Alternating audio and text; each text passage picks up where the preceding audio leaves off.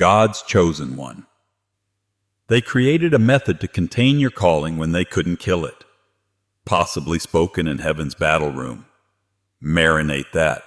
This is the ugly truth. Being neglected wasn't accidental, designed to target you.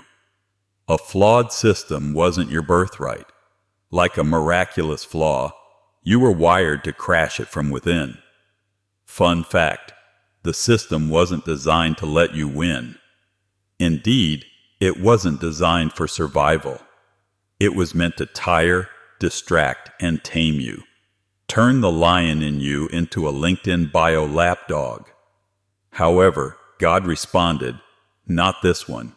You've been chosen, not for comfort, not for clout, but to crack the very foundation of the lies they normalized." The system didn't expect your countercode. Congratulations on feeling like the black sheep, outcast, or one who never fit in. That's not dysfunction. That's heavenly differentiation. The system was designed to control you. You were chosen by God to defeat it. Let's examine why the chosen are always targeted first. First, you weren't rejected. For strategic ambush, you were hidden. Nobody rejected you. For strategic ambush, you were hidden. Not a feel-good catchphrase. The truth. The stillness, delay, and ignored seasons when no one called you. That wasn't failure. It was divine concealment. You weren't penalized, preserving you. Hiddenness isn't God ignoring you, defending something the opponent can't handle early, because they would have assaulted you earlier if you left early. Maybe you would have settled for survival rather than leadership. Sometimes God keeps you hidden to build in you what can't be built under public strain. He'll train you in quiet conflict so you don't fear war. You prepared while others performed. You strengthened while they sought approval. You had plan but no spotlight. Despite not having a stage, your scars taught you more than any mentor. In reality, they just celebrate visibility. Time is celebrated in heaven. Timing demands concealing. Your best-kept secret status is why you've been walking around feeling like it. You were hidden by God. They weren't ready, not you. They couldn't manage your anointed, dangerous self. God allowed you to grow, heal, and move silently. His revelation of you is unquestionable. Not luck, not hype. It was holy. You're undervalued because of this. You're not weak, but they've only seen the trailer, not seen the whole film. The real release won't be subtle. Prepare for an ambush, not for your ego, but for every institution, structure, and stronghold that tried to confine you. No one ignored you. You hid. You're loaded. Second, your trauma wasn't trapping. This was training. Your trauma wasn't trap. This was training. Your suffering wasn't random. Pressure was tailored to make you uncontrollable. Every breakup, betrayal. Each night you grieved wondering if it came to nothing. It sharpened something inside you comfort couldn't. Not simply surviving. You were sculpted. You learned to carry weight others could not. The system wanted your trauma to mute, smallen, and settle you. It didn't. It awakened a difficult part of you. This power you have isn't fake. It's earned. Through moments of faith and fight, not titles or accolades. You fought agony in the dark while others avoided it. Instead of murdering you, it built something sacred. Durability, sensitivity, and an unbuyable spirit. Pain unlocks things ease cannot. This trained you to hear what others miss. You gained insight. Walk into a room and experience the change before speaking. Your scars taught you to see through people, not because you're judgmental. That's not trauma. Spiritual intelligence. The enemy exploited your trauma to make you bitter. He lost. You added depth. You twisted what should have buried you into unreadable language. Your speech isn't theoretical. Speaking from trenches. People lean in when you speak. Your words matter. Your suffering wasn't pointless. It was prep. That didn't trap you. It taught you. Now you move with power that can only be taught in fire, not classrooms. 3.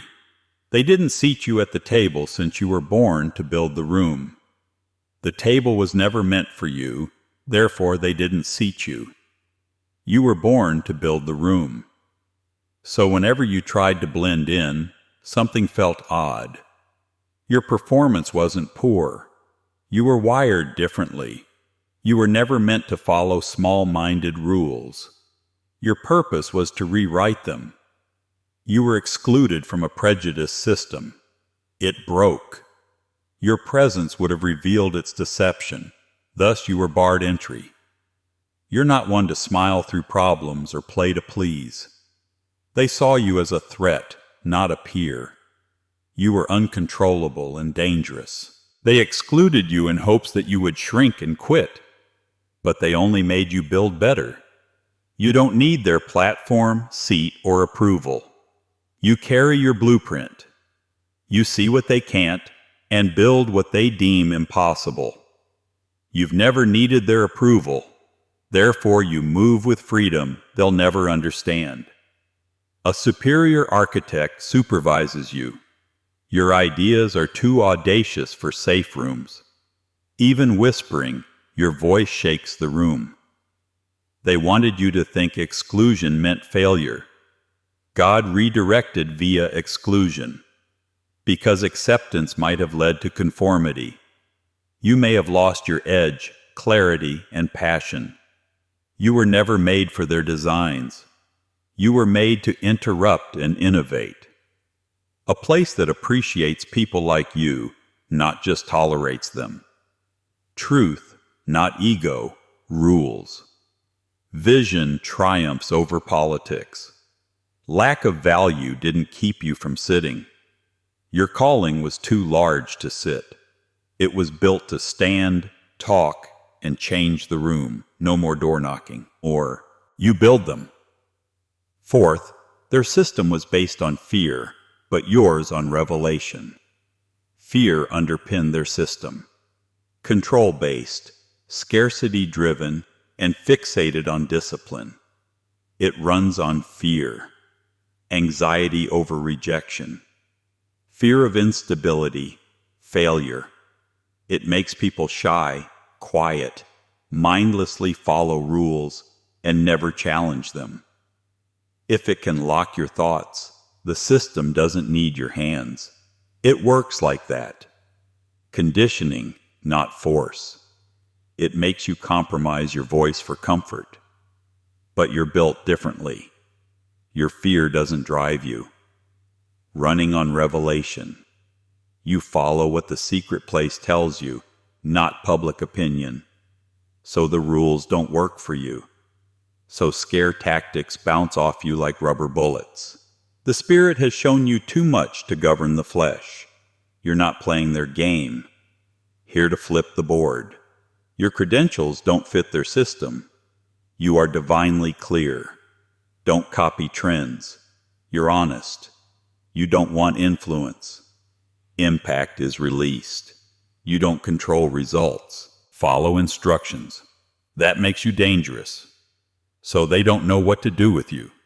Attacking from the front is wrong. While everyone networks, you deconstruct structures from within utilizing heaven-given blueprints. They call it rebellion. But revelation.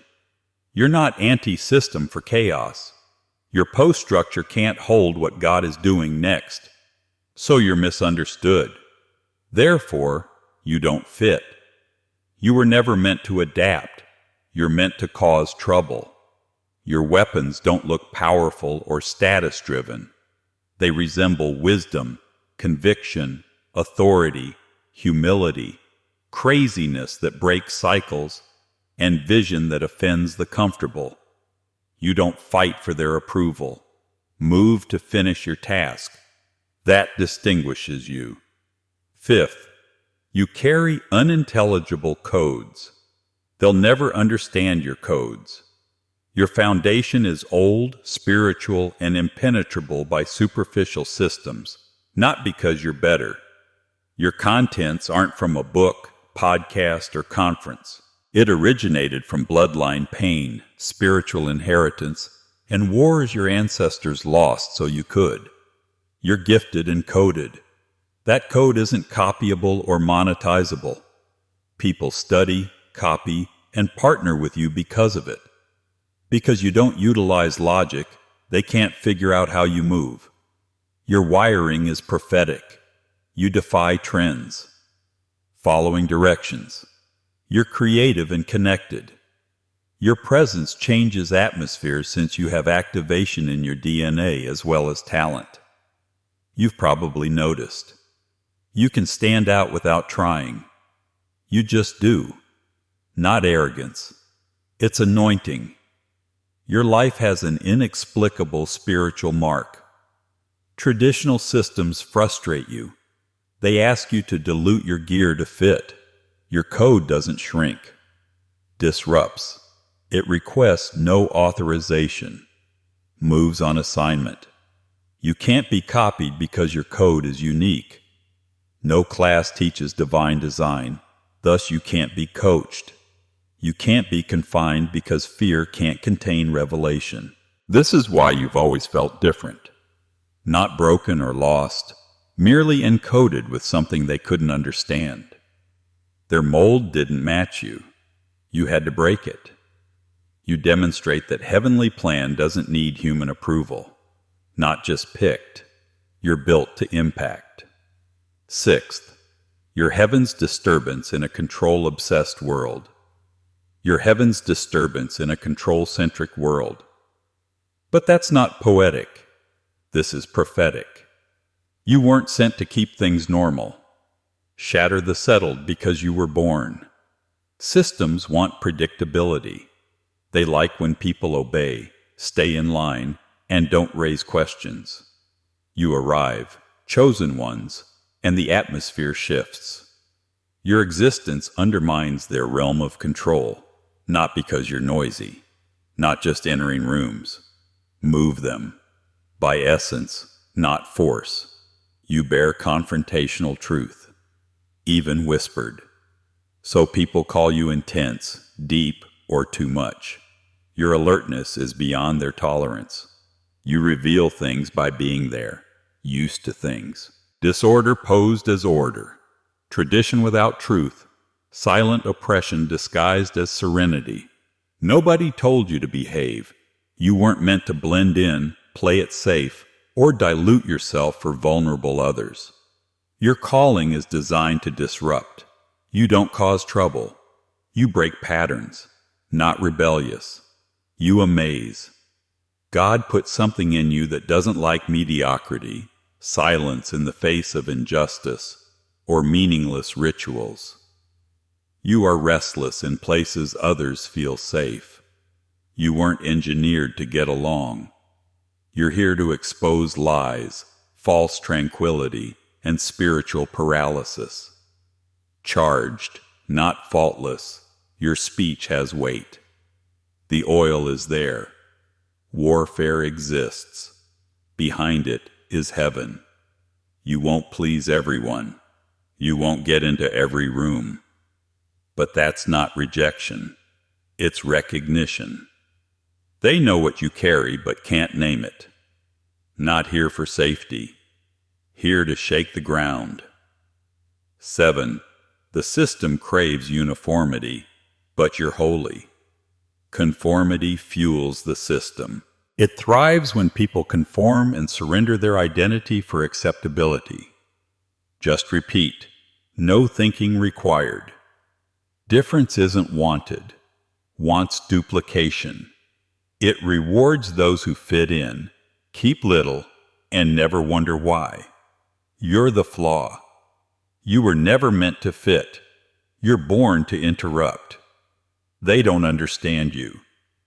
The point is that you're a contradiction in a category-only world. Fire and compassion are yours. You speak truthfully with grace, bold but yielded. You move peacefully while shaking the room. They don't know how to handle you because you're not readily explained. Your experience. They call you too intense, emotional, profound, and honest. Your uncontrollability is what they mean. You test their ease. You disrupt their numb routine. Say nothing for applause. You speak for work. You don't sugarcoat the reality. You release it uncooked because people get free that way. You're not moderate. Not here to gently adjust a broken framework. You're here to burn it down to make room for reality. That's why you've always felt like an outcast in circles where everyone acts alike, but no one's honest. You're not performance-wired, predisposed to disruption. Yes, you confuse people, but that confusion is sacred because it challenges their norms. You show the system shallowness. It dreads anything it can't label, box, or sell. You weren't forced to comply. You were meant to break the line. You're not wrong. A world addicted to predictability needs your message, a sacred contrast. 8. You're not breaking cycles. You're building altars where systems fall. Not just cycles are broken. You're building altars where systems fall. Differences exist. Anybody can spot the problem. Resistance to dysfunction is possible for anyone. Chosen ones don't give up. They rebuild. You weren't called to demolish. You were instructed to sanctify the ground following the collapse. That makes you dangerous. You disrupt for more than noise. Consecrate the hazardous sites they sought to bury you. God now stands on that land. The betrayal, silence, and rejection were intentional. They tried to block God's move in you. You gained influence in every location you were injured. That's not healing. It's transformation. Therefore, the opponent is terrified. You sanctify, not just survive. Your presence transforms the atmosphere because your history is prophecy, not simply grief. You have territorial scars, not defeat scars. You experienced enough to be bitter, yet you made it holy. Altars are that. Sacred places founded on struggle. Rather than glorifying the agony, glorify God. You inherit heritage after the system crumbles. You're more than a cycle breaker. You prevent others from repeating them. That's altar work. The kingdom works. Don't only carry freedom. You anchor it in trauma-ridden areas. Don't just escape. You preserve freedom. You're not alone in breaking cycles. You're a heavenly architect who moves ground. You made sacred space where others saw rubble. Your calling is now based on the system that tried to delete you. You were metrically measured. Your fit was never intended. They evaluated you using metrics you didn't fit, and then called you weak for not playing their game. Numbers, praise, visibility, and polish were desired. Your job never required brilliance. It required obedience. God observed posture while judging performance. Heaven monitored your yes, endurance, and faithfulness while no one was watching, while they tracked followers, status, and influence. You weren't meant for their system. They felt suffocated by their benchmarks. Classrooms, boardrooms, church stages. Each had rubrics that ignored your calling. You were punished for being different, asking deeper questions, and perceiving things others couldn't explain. You did well. A shallow structure misdiagnosed you. Their test was nothing like God's.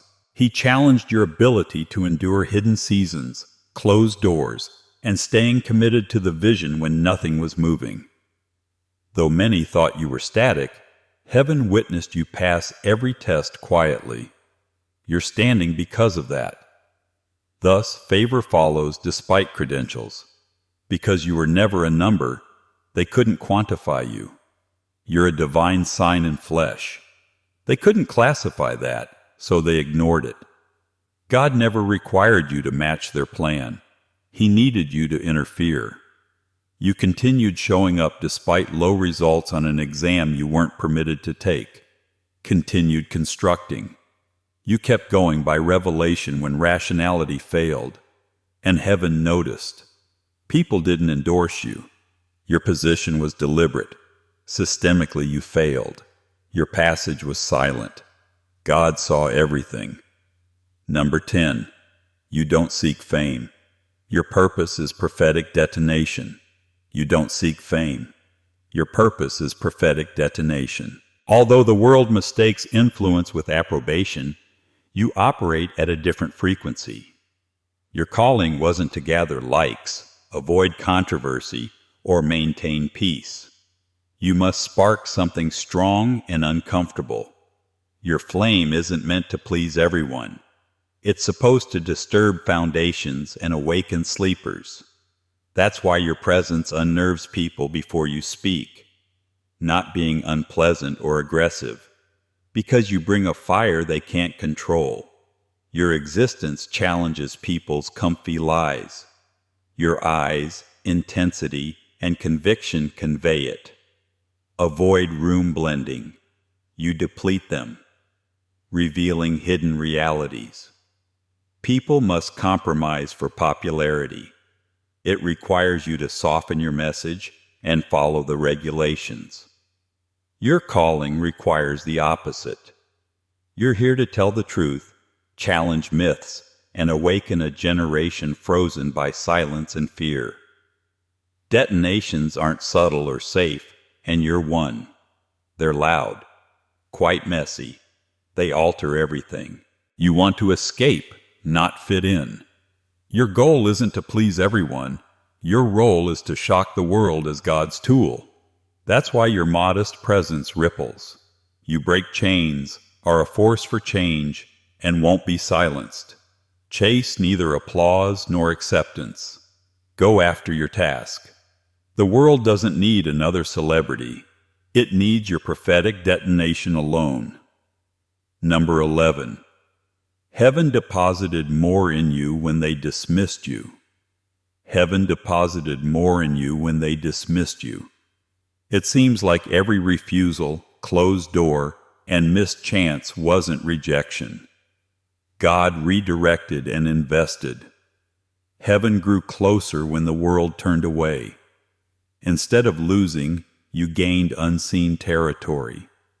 They rejected you, yet it grew you spiritually. Think about it. God filled you as they cut you out. Every disappointment held insight.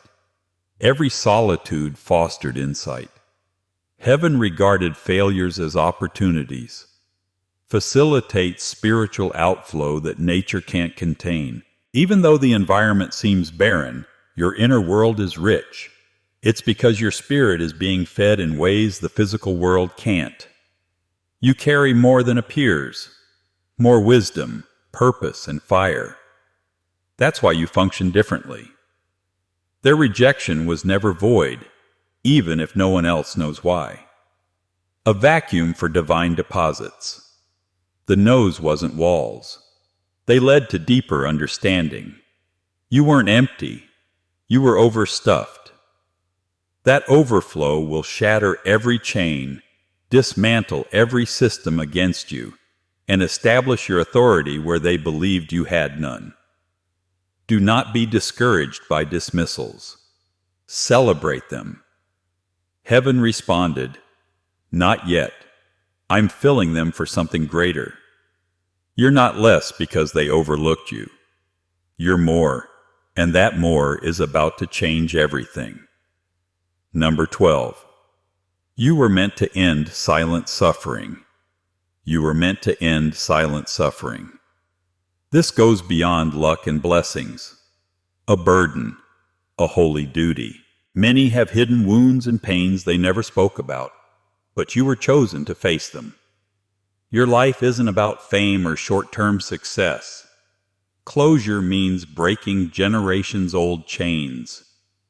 Non-personal calling makes your calling hefty, ancestral. You carry unspoken memories, traumas, and cycles that crippled families and communities. You may acknowledge and decisively remove these buried wounds, unlike those who endured in silence. That weight can be alienating, but it's a holy load that distinguishes you from weak ambition. Your blessings benefit others. They're weapons in healing for past and future generations. Rewrite tragic legacies with your key. You're not here to repeat mistakes. You're ending them. Thus, your travel isn't always pleasant. Your actions interrupt cycles that took years or lifetimes to develop. This role requires courage and endurance because mending generational scars requires facing painful truths many ignore. It involves rejection, misunderstanding, and loneliness. It has unstoppable strength. It could cure where it seemed impossible. To revive lost restoration and establish a future without silent suffering. You didn't get this job randomly. You were made to carry burdens others could not. To stop what others silently endured is your noble mission. To bring freedom to future generations. Number 13. Pain didn't create you. Be a purpose portal. Pain didn't create you. Be a purpose portal. Things that broke you left more than scars. A portal opened. Every challenge, struggle, and crisis that seemed to tear you apart built a path for others. You endured more than pain. It changed you, made into a therapeutic route. Breakthrough and fate. Too frequently, suffering is perceived as a defeat. Still, you prove pain doesn't end. It's threshold. You suffered more than personal trauma. Your heavenly purifying allowed you to guide others out of darkness. Your tale, your survival, is a map, beacon, and portal for others still caught in what previously endangered you. This suggests your journey involves others. Because you survived fire, generations and lives will be released. The invisible spiritual keys you carry unlock chains, prison doors, and release captives. Your life inspires hope, courage, and faith because you show what's possible beyond hardship. God's creation in you defines you, not what tried to destroy you. You're a living link between brokenness and healing, failure and victory. People won't just hear your story. Walkers will go through. Cross your faith and resilience forged threshold. So own your pain differently. See it as a doorway, not a burden. Your sorrow doesn't define you. You're a conduit for purpose, a hollowed path from despair to destiny. Number 14. Nobody was expected to escape the system. You were designed to get in and destroy it. Nobody was expected to escape the system. You were designed to get in and destroy it. The lie of running away, hiding, or surviving under the radar keeps you passive. You're not meant to watch or be oppressed. Be its unraveler. Not only through cracks. You break the system from within. The system lives on silence, fear, and acquiescence. You were made for daring, truth, and upheaval. Nobody made you to blend in or be marginalized. You were meant to breach every stronghold, navigate their methods, and disable their strategies with divine understanding. You lived in their world and speak their language. Your spirit communicates a code they can't understand. A divine blueprint that destroys every chain they try to tie you. This mission requires more than resistance. It must be destroyed. Radical dismantling of structures based on falsehoods, injustice, and terror. You are a living example of liberation. Your life is God's plan for fixing the unfixable. You face the opponent, not avoid it. You don't fear control. You grow with power. Your presence breaks patterns. Your comments dispel lies. Your faith breaks down walls no one challenges. It's not about escaping oppression, about ending. You are not a byproduct. You were designed for this purpose. Although the system erected its barriers, you possess the keys. Nobody called you to flee. You were ordained to infiltrate, expose, and destroy every stronghold opposing God's people's freedom. Your path is not for the faint-hearted or easily content. It requires divine purpose, unwavering faith, and a will to overthrow every institution that keeps you small. You were never meant to live a life of fear and limitation, or to meet the world's petty expectations. Instead, you were created as a sacred storm to destroy, disturb, and restore. Every obstacle, closed door, and voice that tried to silence you simply strengthened your truth and power. You have more legacy than any system.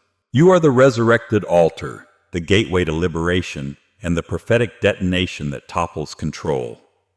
Your life shows what occurs when spiritual revelation meets unwavering courage. You are a vessel of purpose meant to bring breakthrough to yourself and future generations, not a result of pain. Stand tall in your anointing. Accept the contrasts that make you powerful. Use rejection to grow. Let every no be a divine yes, preparing you for your greatest task. Because it didn't understand chosen one power, the system undervalued you. Rise, yell, and rewrite history now. It's more than breaking free. Being the freedom others need is key. You were meant to lead, not follow. Not to follow the rules, but to redefine them. God gave you the keys to demolish the world's walls. This is your chance. Own it. Live it. Watch everything created against you crumble before your unstoppable force. If you felt this message deeply, share it. Subscribe to join the Never Silent movement. Please like this video to rise above the system. Share your breakthrough or tale below. Let's spark our community with real talk and power and share it with someone who needs it now. Not only are we breaking chains, creating a legacy. Go for it. Bless you.